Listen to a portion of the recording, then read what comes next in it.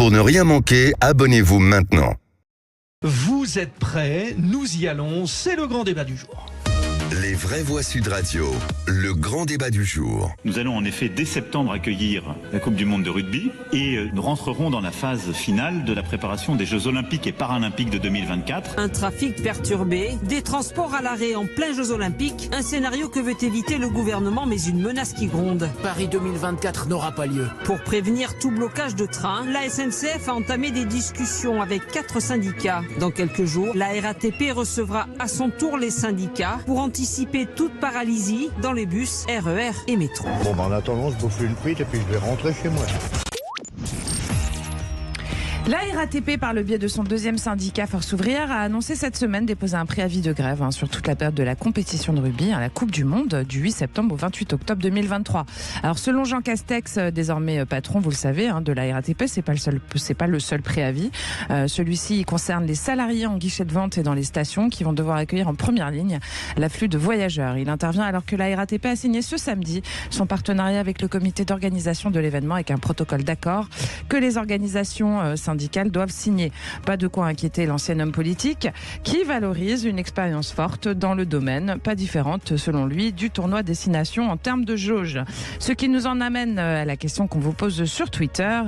Les Français doivent-ils faire la trêve des mouvements sociaux pendant ces grands événements internationaux? Eh bien, chers auditeurs, vous nous dites non sur le à compte 84%. Ah oui, Ouais. 84% décidément, Voilà. C'est une confirmation. Alors d'ailleurs, écoutez, Emmanuel Macron semble conscient de la difficulté à mobiliser l'ensemble du pays derrière l'organisation de la Coupe du Monde, mais aussi des Jeux Olympiques et Paralympiques de 2024. Il l'a d'ailleurs rappelé à ses ministres avant leur départ en vacances. La nation française, nation sportive, va rentrer dans une ère où il faut projeter le pays, qui est d'ailleurs un moment toujours de joie, de fierté et d'organisation collective.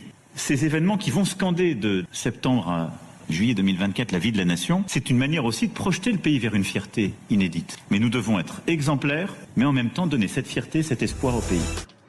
Et on reçoit Cyril Manac, secrétaire général adjoint de FO RATP. Bonjour. Bonjour Cyril. Bonjour. Bienvenue, merci de nous rejoindre. Alors Cyril, je vais commencer par vous poser une question à vous. Justement, cette Coupe du Monde de rugby qui devrait être un moment de joie, justement, un moment fort économiquement aussi, parce qu'il ne faut pas oublier que c'est un énorme apport économique à nos commerçants et à nos petits commerces même. Est-ce que finalement, c'est pas quand même... alors, on entend que la grève doit être faite à un moment visible, mais pourquoi pendant toute la Coupe du Monde ? Pendant toute la Coupe du Monde, parce qu'en fait, ce qui nous motive, nous, à faire grève, c'est un échec du dialogue social. C'est-à-dire qu'en fait, depuis des années et des années maintenant, on a des salariés qui sont dans un mal-être total, parce qu'on souffre d'un manque d'effectifs absolument pharaonique, qui ne nous permettent plus de pouvoir assurer nos missions à la hauteur de ce qu'on les attend, notamment par rapport aux exigences d'Île-de-France Mobilité.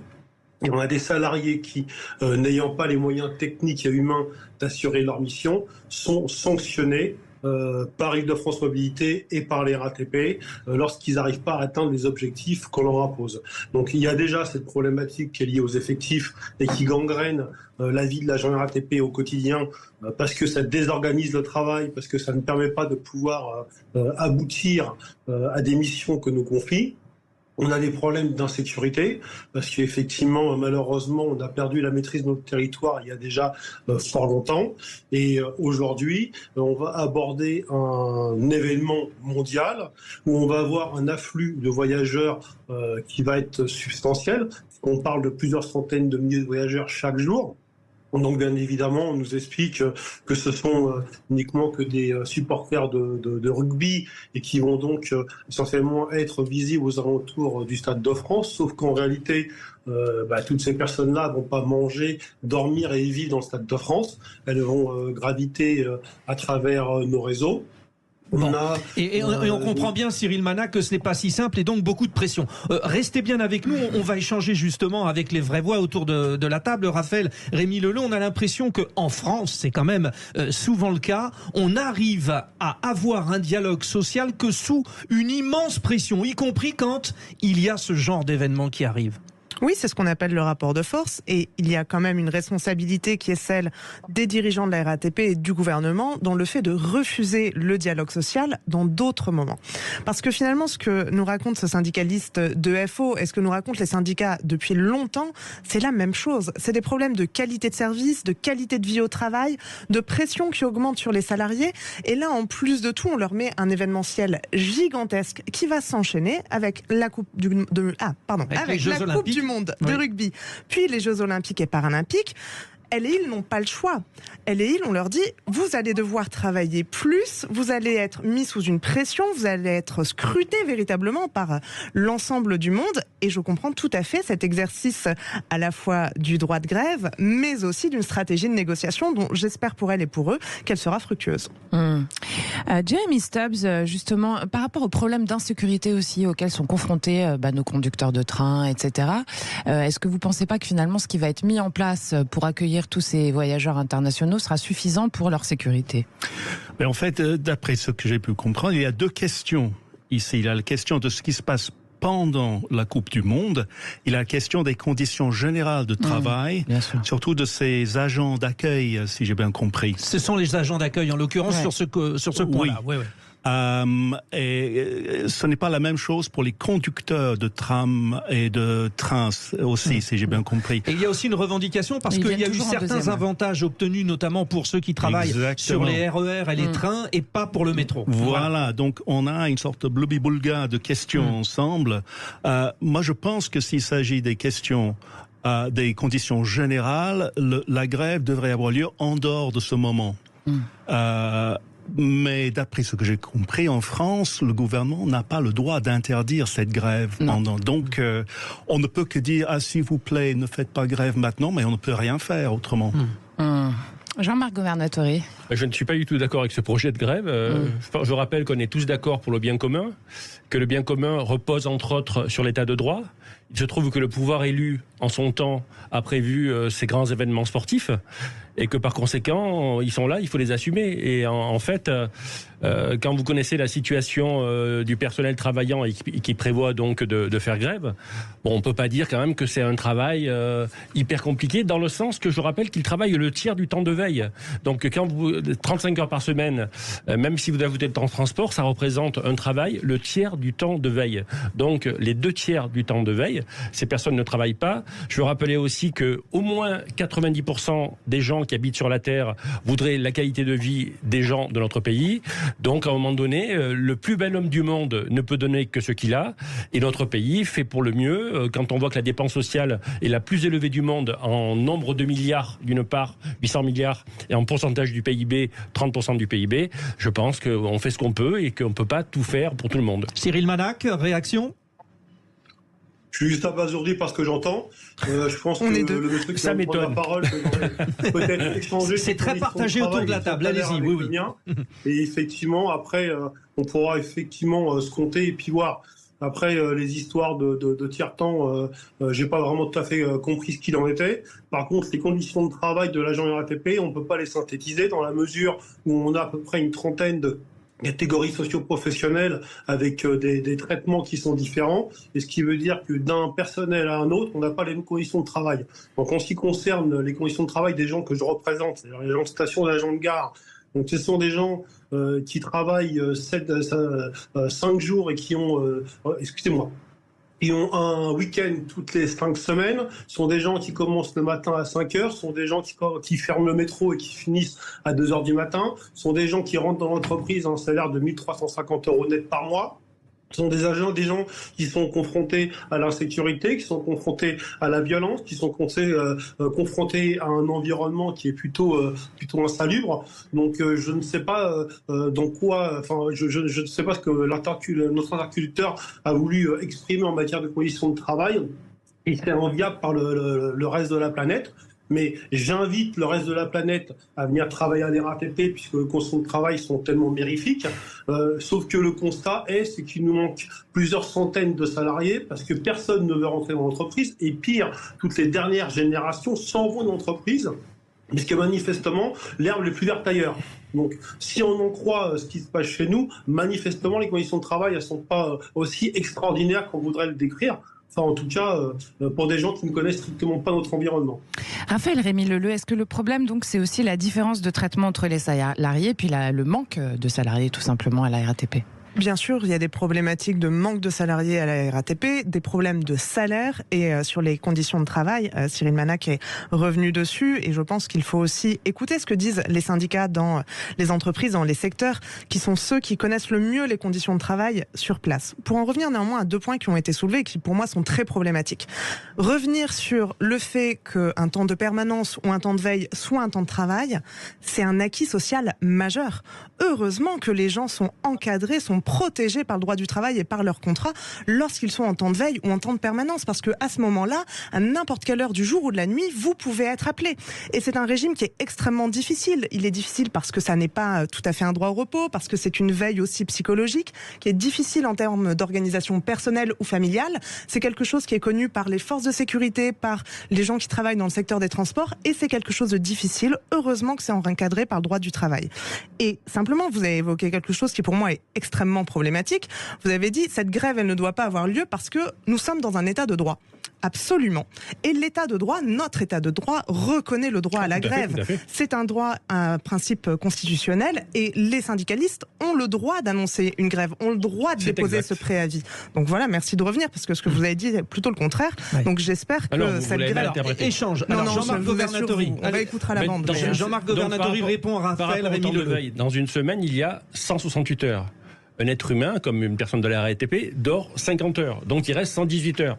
Bien, quand on travaille 35 heures ou 37 heures par semaine, sur les 118 heures qu'il reste de temps de veille, ça veut bien dire mathématiquement qu'on travaille le tiers du temps de veille et qu'on ne travaille pas les 2 tiers du temps de veille. C'est tout simple. 168 moins 50 heures d'heures du sommeil, il vous reste 118 heures, Raphaël. Et par ailleurs, donc il faut comparer aux situations en général. Il faut arrêter d'être égoïste et rester bloqué sur notre pays. Donc je comprends que la situation n'est sans doute pas idyllique pour les agents de la RATP, mais il y a des situations beaucoup plus graves. Et du coup, on va arrêter la conquête des droits sociaux parce qu'il y a des gens qui sont plus malheureux et plus maltraités ailleurs.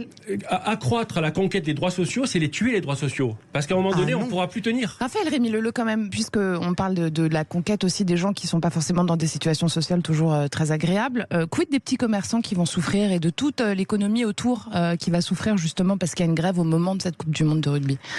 Déjà, la grève n'a pas encore lieu. Il y a un préavis qui est déposé et j'espère qu'il y aura une négociation et j'espère qu'il y aura des conquêtes qui permettront de ne pas avoir cette grève. Je pense que, de manière générale, dans ce pays, par exemple, tout le monde le dit, les dernières études d'opinion le prouvent encore, il y a un problème de salaire. Il y a un problème d'économie, il y a un problème d'inflation et profondément il y a un problème de salaire. Si cette grève, si les mouvements sociaux permettent notamment d'augmenter les salaires, je crois que les petits commerçants en seront tout à fait ravis. Et sur la préparation des grands événements qu'on va connaître dans l'année à venir, il va y avoir aussi des petits commerces qui vont être impactés négativement par ces événements. Donc ce bilan-là... Comment négativement ? Mais notamment avec des zones qui vont être fermées au commerce pour des questions de sécurité, par exemple. Tout ça, on a très peu, ça, franchement, très honnêtement, parce que en plus. Alors, messieurs, je ne sais pas si vous avez travaillé autant que moi sur le plan de sécurisation de Paris pendant les Jeux Olympiques et Paralympiques, mais je peux vous assurer qu'il va y avoir des impacts en termes de sécurisation qui vont être importants, notamment pour la cérémonie d'ouverture qui va avoir lieu sur la Seine. Oui, c'est un jour, ça, une journée. Ça va avoir des impacts bien plus qu'une seule journée. Oui, mais les gens qui viennent assister à la cérémonie d'ouverture, il reste en général deux semaines qui suivent. Donc, oui, mais moi je vous dis que ça va avoir des impacts, notamment sur le quartier, notamment sur Paris-Centre, dont je suis élu pendant bien plus d'une semaine. Sur une journée, mais après, du coup, l'activité reprend. Non, je viens de vous dire que ça aurait des impacts. Si. Mais écoutez, on verra le plan de sécurisation quand il sera publié, et j'espère qu'on aura des éléments publiés très rapidement, parce qu'il va y avoir des impacts sur bien plus d'une journée. Donc pour préparer ça sereinement, que ça soit pour les commerces, les riverains, les riveraines et celles et ceux qui voudront assister à ces événements, on a besoin d'une très grande transparence sur cette organisation. Jérémy Stubbs, alors c'est aussi le Britannique à qui nous posons la question. Est-ce que en Grande-Bretagne, il y a ce regard sur les Français qui dirait que dès qu'il y a un événement, finalement, il y a un petit côté insécure parce qu'on ne sait pas si les transports vont fonctionner, ceci, cela?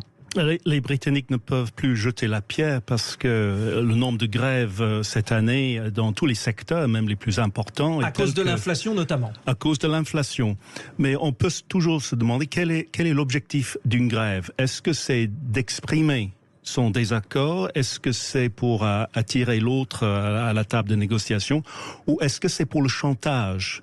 Le problème, c'est que quand une grève a lieu à un tel moment... un moment tellement crucial pour le pays, ça a l'air d'être du chantage, quelles que soient les bonnes ou mauvaises intentions que des personnes qui la font. Donc moi je dis, bon, on ne peut pas empêcher les gens de faire grève dans ces circonstances, mais on peut juste dire peut-être plutôt à un autre moment. Tiens, peut-être une trêve. Allez. 0826 300 300, vous réagissez, vous commentez. Sud Radio, c'est votre radio, vous le savez. On est avec Fred qui nous appelle de Nîmes, toujours. Bonsoir. Oui. Voilà. Alors Fred, justement, est-ce que vous pensez que c'est plus important de faire grève pour un peu taper du poing sur la table, ou est-ce que vous pensez que c'est plus important aussi de valoriser notre image à l'international pour tous ces touristes qui vont venir du monde entier pendant cette Coupe du Monde? Pour moi, il n'y a pas de plus important. Que valoriser l'image? Non, c'est avec intelligence. Il faut regarder un peu ce qui se passe avec intelligence. S'il y a des gens qui n'ont pas à manger, qui subissent en fait leur travail. Aujourd'hui, on a de plus en plus de mal à recruter des personnes dans tous les secteurs qu'il y a, parce que le travail perd son sens. Et aujourd'hui, j'entends autour de la table qu'en fait, il y a des histoires de on ne devrait pas machin, soi-disant, parce qu'on est le meilleur pays du monde. Et vous avez vu les commissions, dire on a du 49.3 à tout va, on n'est pas écouté. Et le seul moment où on peut se faire entendre, c'est lors d'événements sportifs ou d'événements importants, où soi-disant l'image du pays, que pour ma part, je n'ai rien à faire. Toujours pareil, quand il y a des gens qui ont faim et qui n'y arrivent pas qui vivent et qui survivent, ils ne vivent pas. Donc moi, honnêtement, je n'ai rien à faire du rugby. J'ai pourtant joué au rugby, j'ai pourtant joué à des sports différents, mais j'en ai rien à faire à partir du moment où il y a des compatriotes ou des gens qui ont faim. Merci Fred. Les restos du cœur, ça a explosé. Dire voilà, tous les chiffres sont là. Et votre personne là, autour de la table, je me demande si elle a un cœur au final. Jean-Marc Vernotori, je ne vais pas vous demander si vous avez un cœur, mais qu'est-ce que vous en pensez justement de Fred qui nous dit j'en ai rien à faire de l'image de la France à l'international, ce qui importe c'est le droit de grève. Je pense que c'est pas prendre conscience que le tourisme représente près de 10% de PIB et qui fait travailler 2 millions de personnes, que notre image est très importante et qu'il faut effectivement préserver le social, mais pour préserver le social, il ne faut pas tirer trop sur la corde, parce que quand la corde va se casser, la France ne pourra plus financer. Vous savez qu'aujourd'hui notre pays emprunte 720 millions d'euros chaque jour. Qui définit la corde? Quel accord? Qui définit la corde? Qui définit ce qu'est l'accord? Le fait que notre pays doit emprunter 720 millions d'euros chaque jour pour financer le social justement, 800 milliards d'euros par an, 30% du PIB, et que par conséquent, à un moment donné, la corde va casser. Et du coup, 10 millions de pauvres dans le pays, ça tire sur la corde ou pas? Effectivement, on peut effectivement faire une autre politique et gagner de l'argent en ayant par exemple une meilleure politique de santé, mais c'est un autre sujet. En l'occurrence, on ne peut pas ignorer que la politique sociale de notre pays est un modèle, elle est énorme et remarquable. Mais effectivement, on voudrait toujours plus. Mais alors c'est en tout cas un sujet passionnant et passionné. Pour vous, la conclusion, cher Cyril Manac, secrétaire général adjoint de FO-RATP, on est bien d'accord que la Coupe du Monde de rugby arrive très bientôt et ça sera sur Sud Radio, notamment avec des émissions quotidiennes, mais c'est maintenant un bras de fer parce que vous, au fond de vous, vous n'avez pas envie de casser l'ambiance. Vous nous le confirmez ?